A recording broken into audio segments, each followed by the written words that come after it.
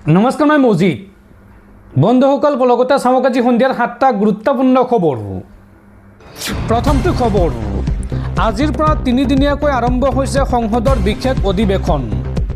এই 3 দিনত কেইবাখনো গুৰুত্বপূৰ্ণ বিধেয়ক উত্থাপন কৰা হ'ব সদনত। লোকসভাৰ আসন সংখ্যা বৃদ্ধিৰ প্ৰস্তাৱক লৈও সদনত হ'ব আলোচনা। পৰৱৰ্তী খবৰ, কংগ্ৰেছ নেতা পৱন খেৰা অসমৰ পৰা পলাই যাওঁতে সহায় কৰিছিল অসম আৰক্ষীয়ে। অহা 4 মে'ত অসমত পুনৰ বিজেপি চৰকাৰ আহিলে 5 মে'ত CP অৰ্থাৎ আৰক্ষী আয়ুক্তৰ বিৰুদ্ধে লোৱা হ'ব ব্যৱস্থা। ৰাষ্ট্ৰীয় সংবাদ মাধ্যমত এই মন্তব্য মুখ্যমন্ত্ৰী হিমন্ত বিশ্ব শৰ্মাৰ। পৰৱৰ্তী খবৰ, ৰাজ্যত পুনৰ সভ্য সমাজক লজ্জানত কৰা ঘটনা। এইবাৰ পিতৃৰ কামনাৰ বলি হৈ 13 বছৰীয়া কন্যাৰ আত্মহত্যা। ৰঙালীৰ আনন্দ উৎসাহৰ মাজতে ৰঙিয়াত জঘন্য ঘটনা। পিতৃৰ কামনাৰ বলি হ'ল এগৰাকী 13 বছৰীয়া কিশোৰী। ঘটনাৰ পাছতে আত্মহত্যা ভুক্তভোগী কিশোৰীগৰাকীৰ। ৰঙিয়াৰ হাইৱে চকৰ সমীপত 4 নং ৱাৰ্ডত সংঘটিত হৈছে এই জঘন্য ঘটনা। মঙলবাৰে সংঘটিত হৈছিল এই জঘন্য ঘটনা আৰু কিশোৰীগৰাকীয়ে সমগ্ৰ ঘটনা মাতৃক জনাইছিল যদিও বুধবাৰে চৰমপন্থা বাছি লয় ভুক্তভোগী কিশোৰীগৰাকীয়ে আৰু পৰিয়ালৰ লোকে ইতিমধ্যে এজাহাৰ দাখিল কৰিছে ৰঙিয়া আৰক্ষী থানাত। দৰ্শকসকল, আৰু বহুতো গুৰুত্বপূৰ্ণ খবৰ আছে। তাৰ আগতে আপোনাক জনাওঁ যে যদি আপুনি এতিয়ালৈকে এইটো ভিডিঅ'ত লাইক কৰা নাই তেন্তে এতিয়াই ভিডিঅ'টোত লাইক কৰি দিয়ক আৰু এনেকুৱা ধৰণৰ ভিডিঅ'সমূহ নিতৌ চাবলৈ চেনেলটো ছাবস্ক্ৰাইব কৰি কাষত থকা বেল আইকনটো প্ৰেছ কৰি ৰাখক। পৰৱৰ্তী খবৰ, দেশৰ ইতিহাসত প্ৰথমবাৰলৈ কৰা হ'ব EVM পৰীক্ষা। ন্যায়ালয়ৰ নিৰ্দেশৰ পিছতে আৰম্ভ হৈছে EVM পৰীক্ষণ প্ৰক্ৰিয়া। 2 দিনৰো অধিক সময় ধৰি 20টাকৈ মেচিনৰ কৰা হ'ব পৰীক্ষা। কংগ্ৰেছ নেতাৰ আবেদনৰ ভিত্তিত বম্বে উচ্চ ন্যায়ালয়ে দিছিল EVM পৰীক্ষণৰ নিৰ্দেশ। ন্যায়ালয়ৰ নিৰ্দেশৰ পিছতে আৰম্ভ হৈছে EVM পৰীক্ষণ প্ৰক্ৰিয়া। প্ৰথমবাৰৰ বাবে দেশৰ নিৰ্বাচনী ইতিহাসত EVM পৰীক্ষা কৰা হৈছে। বম্বে উচ্চ ন্যায়ালয়ে দিছিল EVM পৰীক্ষণৰ নিৰ্দেশ। কংগ্ৰেছ নেতা নাছিম খানৰ আবেদনৰ ভিত্তিত এই নিৰ্দেশ দিছিল আদালতে আৰু 20টাকৈ মেচিনৰ কৰা হ'ব এতিয়া পৰীক্ষা। 2 দিনৰো অধিক সময় ধৰি চলিব এই পৰীক্ষণ। মহাৰাষ্ট্ৰৰ চন্দিয়ালি সমষ্টিৰ ফলাফলক লৈ সূচনা হৈছিল বিতৰ্কৰ আৰু পৰাজিত হৈছিল কংগ্ৰেছ প্ৰাৰ্থী আৰু পৰাজিত কংগ্ৰেছ প্ৰাৰ্থী দ্বাৰস্থ হৈছিল ন্যায়ালয়ৰ।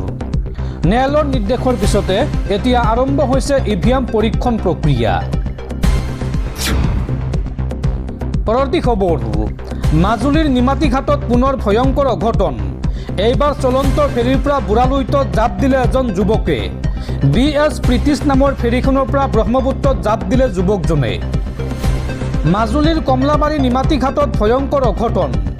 ফেৰীৰ পৰা পানীত জাপ দিলে এগৰাকী যুৱকে। BS প্ৰীতিশ নামৰ ফেৰীখনৰ পৰা জাপ দিলে যুৱকজনে। ফেৰীৰ পৰা যুৱকজনলৈ লাইফ জেকেট দলিয়াই দিছিল যদিও যুৱকজনে কোনো সঁহাৰি নিদিলে। ঘটনাক লৈ এতিয়া নিমাতীঘাটত বিৰাজ কৰিছে চাঞ্চল্যই। মাজুলী জিলা প্ৰশাসনে সমগ্ৰ ঘটনাক লৈ আৰম্ভ কৰিছে তদন্ত। পৰৱৰ্তী খবৰ, চৰকাৰে লোকসভাৰ আসন 815 কৰিব বিচাৰিছে। পিছে এই সংখ্যা আহিল ক'ৰ পৰা? নাগপুৰৰ পৰা নে আকাশৰ পৰা? জনগণনা অবিহনে এই সংখ্যা নিৰ্ধাৰণ কৰাটো হাস্যকৰ। সংসদত এই মন্তব্য সাংসদ গৌৰৱ গগৈৰ। পৰৱৰ্তী খবৰ, ৰাজ্যসভাত শপত গ্ৰহণ 8গৰাকী সাংসদৰ। অসমৰ 3গৰাকী আৰু বিহাৰৰ 4গৰাকী সাংসদৰ শপত গ্ৰহণ। অসমৰ পৰা সাংসদ হিচাপে শপত ল'লে তেৰজ গোৱালা, যোগেন মোহন আৰু প্ৰমোদ বড়োৱে। পৰৱৰ্তী খবৰ, আমেৰিকাৰ প্ৰতিখন জাহাজ আমি হৰমুজ প্ৰণালীত ডুবাই দিম। আমেৰিকাক এইদৰে কঠোৰ সকিয়নি ইৰাণৰ। ইৰাণ আৰু আমেৰিকাৰ শান্তি চুক্তি বাতিল হোৱাৰ পাছত দুয়োখন দেশৰ মাজত শত্ৰুতা যেন আৰু বৃদ্ধি পাইছে। আমেৰিকাৰ প্ৰতিটো বাণিজ্যিক জলবন্দৰত ইৰাণৰ বাবে নিষেধাজ্ঞা আৰোপ কৰাৰ পাছতে আমেৰিকাই হৰমুজ জলপথেদি তেওঁলোকৰ জাহাজ অহা যোৱা কৰিবই বুলি ইৰাণক প্ৰত্যাহ্বান জনাইছিল আৰু আমেৰিকাৰ এই প্ৰত্যাহ্বানৰ প্ৰত্যুত্তৰ প্ৰদান কৰিছে ইৰাণে। ইৰাণৰ মুখ্য নিৰাপত্তা উপদেষ্টাগৰাকীয়ে আমেৰিকাক মুকলি সকিয়নি প্ৰদান কৰি কয় যে হৰমুজ জলপথেদি পাৰ হ'ব খোজা প্ৰতিখন আমেৰিকাৰ জাহাজ ডুবাই দিয়াৰ লগতে ধ্বংস কৰি দিয়া হ'ব। দ্বিতীয়বাৰৰ বাবে আমেৰিকাক এনে কথা নক'বলৈও সকিয়নি প্ৰদান কৰে বা ভাবুকি দিয়ে ইৰাণৰ মুখ্য উপদেষ্টাগৰাকীয়ে। এইখিনিতে উল্লেখ কৰা প্ৰয়োজন যে নৌযুদ্ধত ইৰাণ অতিকৈ পাকৈত, যাৰ বাবে এতিয়ালৈকে জলযুদ্ধত ইৰাণক বৰ বেছি আক্ৰমণ কৰিব পৰা নাই আমেৰিকাই। আনকি মুকলিকৈ আমেৰিকাই ইৰাণক ভাবুকি দি থাকিলেও বাস্তৱত হৰমুজ জলপথত প্ৰৱেশৰ বাবে বহুবাৰ ভাবিব লগা হৈছে আমেৰিকাই। পৰৱৰ্তী খবৰ, ধৰ্মৰ আধাৰত মুছলমানক কেতিয়াও সংৰক্ষণৰ সুবিধা দিয়া নহয়। সংসদত এই বৃহৎ ঘোষণা কেন্দ্ৰীয় গৃহমন্ত্ৰী অমিত শ্বাহৰ। ধৰ্মৰ আধাৰত মুছলমানক কেতিয়াও সংৰক্ষণৰ সুবিধা দিয়া নহয়। মুছলমান লোকসকলক ধৰ্মৰ আধাৰত সংৰক্ষণৰ সুবিধা দিয়াটো অসাংবিধানিক। সংসদত এই মন্তব্য কেন্দ্ৰীয় গৃহমন্ত্ৰী অমিত শ্বাহৰ। অমিত শ্বাহে লগতে কয় যে ধৰ্মৰ আধাৰত সংৰক্ষণ দিয়াটোত আমাৰ সংবিধানে অনুমতি নিদিয়ে। সেয়ে ধৰ্মৰ আধাৰত মুছলমানক কেতিয়াও সংৰক্ষণৰ সুবিধা দিয়া নহয়। সংসদত এই মন্তব্য কেন্দ্ৰীয় গৃহমন্ত্ৰী অমিত শ্বাহৰ। পৰৱৰ্তী খবৰ, অবৈধ বাংলাদেশী বহিষ্কৰণৰ নামত মুখ্যমন্ত্ৰীয়ে দীঘলীয়া সময় জুৰি দেখুৱাই অহা অসম প্ৰেমৰ স্বৰূপ তেওঁ নিজে উদঙাই দিলে। এতিয়া এন্ধাৰৰ সুযোগ লৈ বাংলাদেশী বহিষ্কৰণ কৰা বুলি কোৱা কথাটো হাস্যকৰ। এখন বিদেশী ৰাষ্ট্ৰলৈ চোৰাংকৈ বিদেশী খেদি পঠিওৱা কাৰবাৰ এটা কিমান দূৰ গ্ৰহণযোগ্য? এনেকৈ এন্ধাৰৰ সুযোগ লৈ অসমৰ পৰা বিচাৰি বিচাৰি বাংলাদেশী খেদিবলৈকে অমিত শ্বাহক অসমীয়া মানুহৰ ভোট লাগে। এই মন্তব্য জ্যেষ্ঠ কংগ্ৰেছ নেতা ৰিপুণ বৰাৰ। পৰৱৰ্তী খবৰ, পোষ্ট অফিচত একাউণ্ট থাকিলে ভাল খবৰ। পোষ্ট অফিচে লৈ আহিছে এক দুৰ্দান্ত স্কিম, য'ত আপুনি মাত্ৰ 400 টকা জমা কৰিলেই লাভ কৰিব 20 লাখ টকা। কিন্তু কেনেকৈ পোষ্ট অফিচৰ পৰা আপুনি এই টকা লাভ কৰিব চাওঁ আহক। আপুনি যদি নিৰাপদ বিনিয়োগৰ সৈতে ভৱিষ্যতে বৃহৎ অংকৰ তহবিল তৈয়াৰ কৰিব খুজিছে, তেন্তে পোষ্ট অফিচৰ স্মল ছেভিংছ স্কিমসমূহ আপোনাৰ বাবে ভাল বিকল্প হ'ব পাৰে।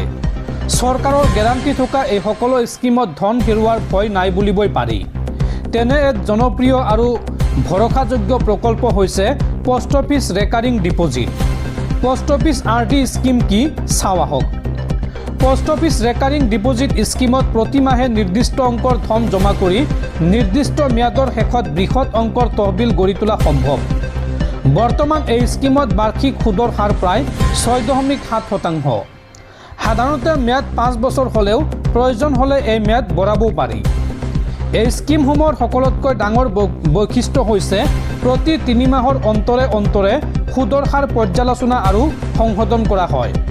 ফলত বজাৰৰ পৰিস্থিতিৰ সৈতে তাল মিলাই বিনিয়োগকাৰীয়ে লাভৰ সুযোগ পায়।